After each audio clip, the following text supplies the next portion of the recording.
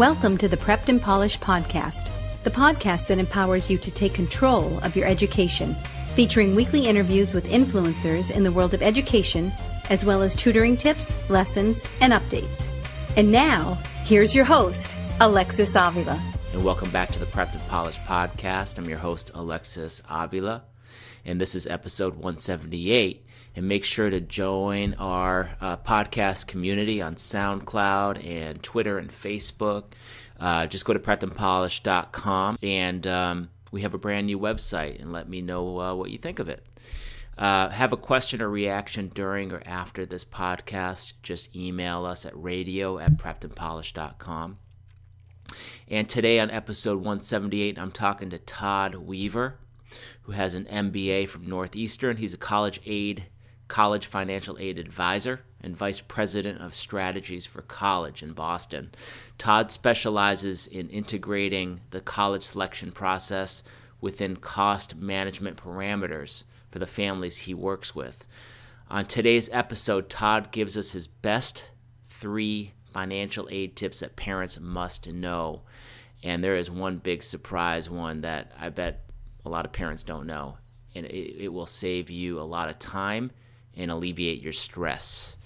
So make sure to check out our other podcast with Todd. He's a repeat guest. He was on episode 65 on how to appeal your financial aid award. Now let's get right to our guest. This is episode 178 with Todd Weaver. Hey Todd, thanks for coming back on the Prepped and Polished podcast. How are you doing today? I'm doing great. It's good to be here. Great. So can you remind our audience a little of your background, focusing on some moments that led you to where you are today, really as a nationally recognized college counselor, and really on the financial aid of things? Sure. I got into college financial planning in particular on the during the time that I was at Northeastern University as a graduate student. I was working in the financial aid office a couple decades ago now, but I did learn all about the ins and outs of financial aid, how it works for some people, doesn't work for others, and I was able to find a great fit working with a company called Strategies for College that's been around for nearly 30 years now, doing the college funding and college selection process, integrating the two to help families find the best fit for their wallet and for their students' academic and social needs. Nice. Tell us a little bit about strategies for college, and what type of services do you provide? Sure. So we're a fee-only firm. We don't sell financial products, but we do work with families on guiding them into the understanding of how the college financial aid system works, how it's different for every child at every school, and there's really no cookie-cutter option for people to have a quick response on here. What we then try to work with after we've helped a family figure out what they can afford is where's the student going to be competitive and find the best opportunity for success and happiness. Nice. So let's get right into our 3 tips today. But first, just want to ask you a frequently asked question that some of my parents ask. But is it worth applying for financial aid if you make over $100,000 a year? Yeah, we should all have that problem, right? If you do, you should definitely apply. I think families should always apply for financial aid. What stems from that is they discover that there might be great opportunities for aid at some schools, not for others. But if you don't apply, you're leaving potential scholarship grants, good student loans, and some work-study funds on the table. Okay, great. So let's talk about our some of these best financial aid tips for parents overwhelmed with the process. So what's your first financial aid tip that you have for us? I'd say the first one is know your EFC, and the EFC is the expected family contribution.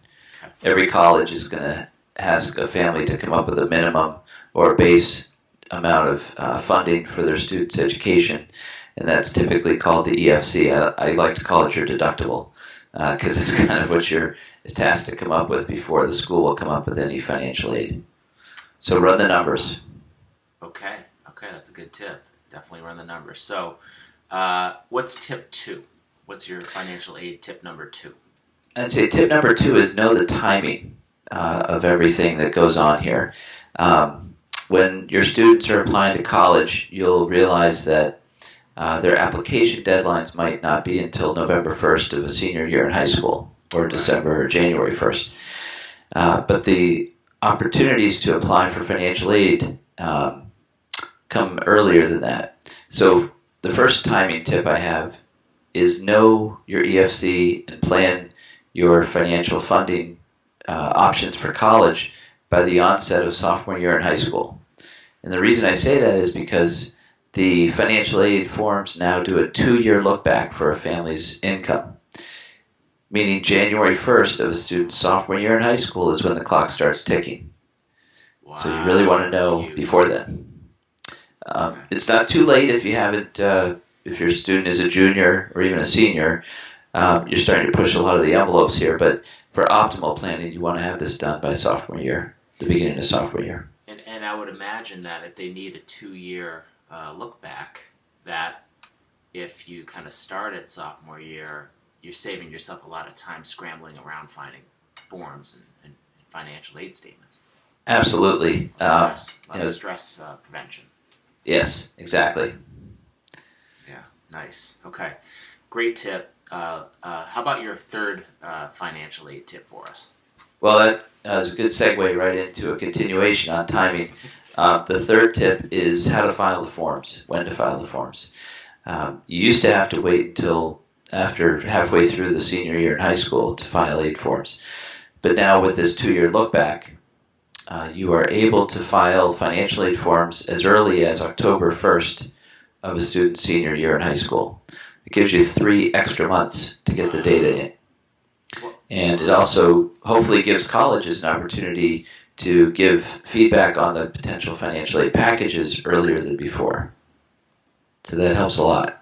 Wow. Has it always been that case, or have they moved it back a little bit for? That's been the case for now 2 years. This is the second year of the federal forms being implemented that way, the FAFSA form. Wow, so that's a real game changer in terms of just like the reducing stress for the whole overall college process for families. You can get your forms in earlier now. It's a huge game changer, and unfortunately I don't think enough families are aware of the changes in the timeline.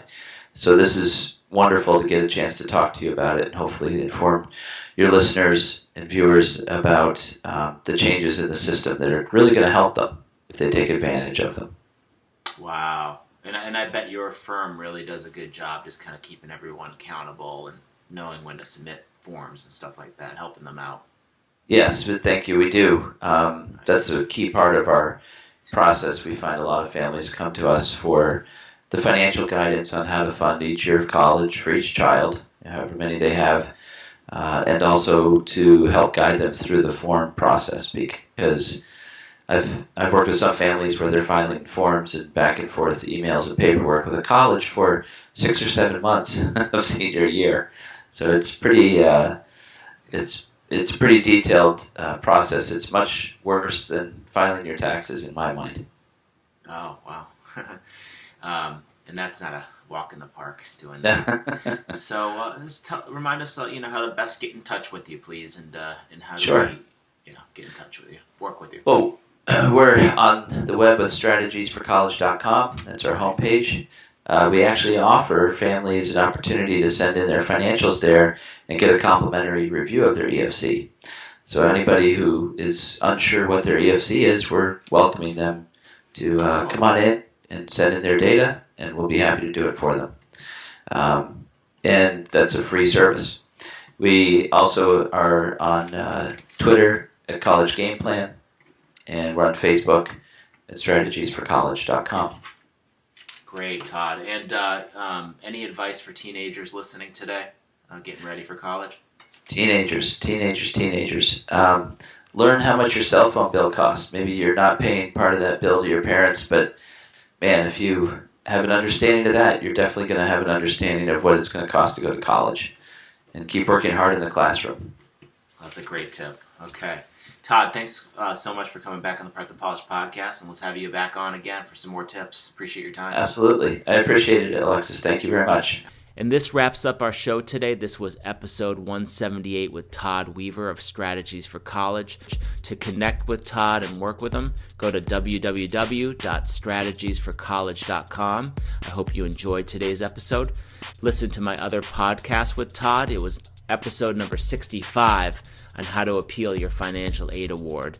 And tune in soon to hear our next podcast episode. It'll be 179. It will be our next tutoring tips episode on how to make better use of your Quizlet flashcards. To access today's episode 178 with Todd Weaver and all of our podcast episodes, go to preppedandpolished.com/podcast. Thanks for joining us on the Prepped and Polished podcast. Now go out there and take control of your education. You've been listening to the Prepped and Polished podcast. For more information, check out preppedandpolished.com. Also, you can follow us on Facebook and Twitter. Thanks for listening. Class dismissed.